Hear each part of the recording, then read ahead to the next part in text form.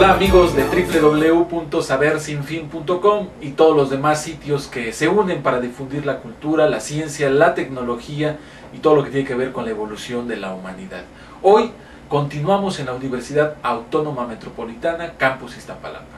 Y estamos con alguien que usted conoce, espero muy bien, porque a través de sus diversos artículos científicos y ahora en el campo de la poesía, usted ha tenido acercamiento a través de las páginas de sabersinfin.com con Enrique Canchola Martínez. Enrique Canchola Martínez es investigador de tiempo completo en la Universidad Autónoma Metropolitana. Hemos conocido tus trabajos en diversos idiomas y hoy es un verdadero orgullo y alegría estar contigo, mi buen Enrique.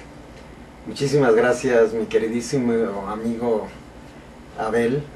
Muchas gracias por esta oportunidad de escribir algunas ideas en este sitio que tú diriges, en este sitio que ha permitido difundir algunas ideas que consideramos importantes, no solo el aspecto científico, sino también algunas inquietudes que yo particularmente tenía con respecto a escribir poesía, que me parece que la poesía es una simetría importante, como lo decíamos en alguno de nuestros preámbulos cuando iniciamos esta parte, y decíamos que la poesía permite la expresión de emociones, y como veníamos haciendo algunos artículos sobre neurotransmisores, la importancia de cómo aprende el hombre, de la importancia del cerebro en todo este mecanismo cognitivo, pues pensamos que era conveniente abrir un espacio para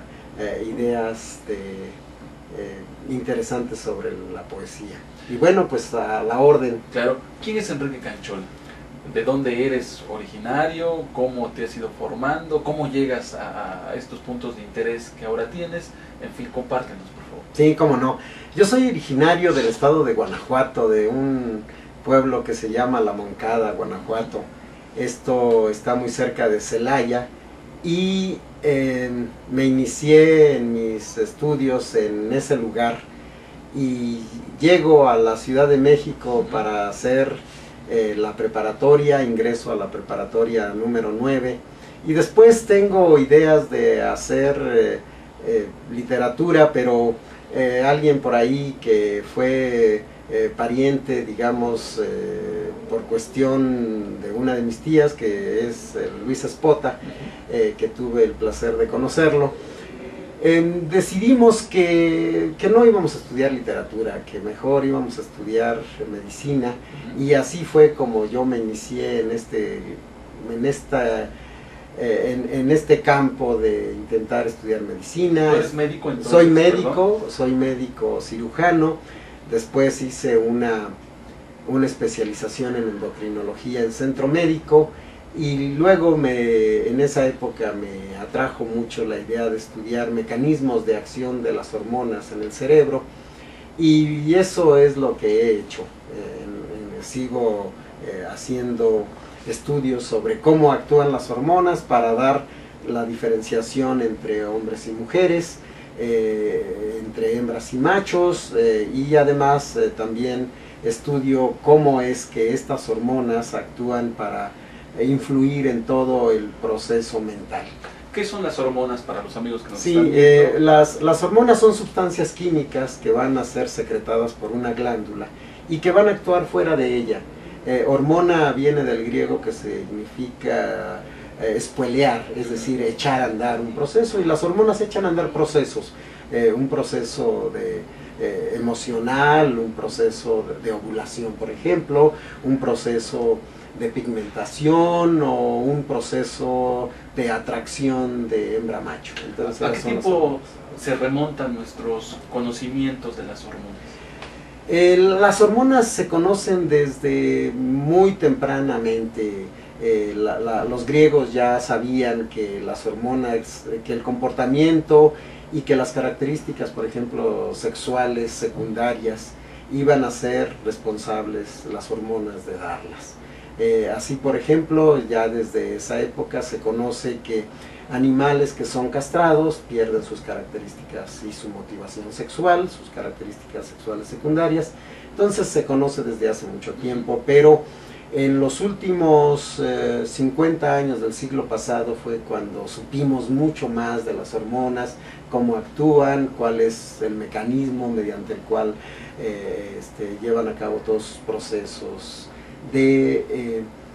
primero de estructurar el cerebro y después activarlo, de manera que las hormonas participan en esos dos procesos, de llevar a cabo toda la sinapsis, todos los mecanismos de interacción de las células, y lo forman, lo constituyen, y después llega una etapa posterior que se conoce como pubertad, donde las hormonas actúan sobre los circuitos que ellas mismas formaron para expresar una conducta, para echar a andar un proceso. ¿Qué ha permitido avanzar en los estudios acerca de las hormonas?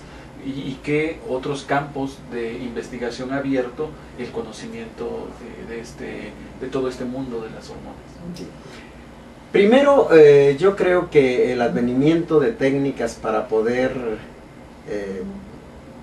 sintetizarlas, para poder caracterizarlas, técnicas que incluso han permitido hacer una gran cantidad de hormonas. En México, por ejemplo, en los años 40 y 50 estuvo, aunque más a los 50, estuvo el grupo Sintex, que del Barbasco sintetizó justamente las hormonas esteroides, y que a un investigador gringo de nombre Pincus pudo probar en Cuba y en el mundo, y de ahí surgió la famosa píldora anticonceptiva.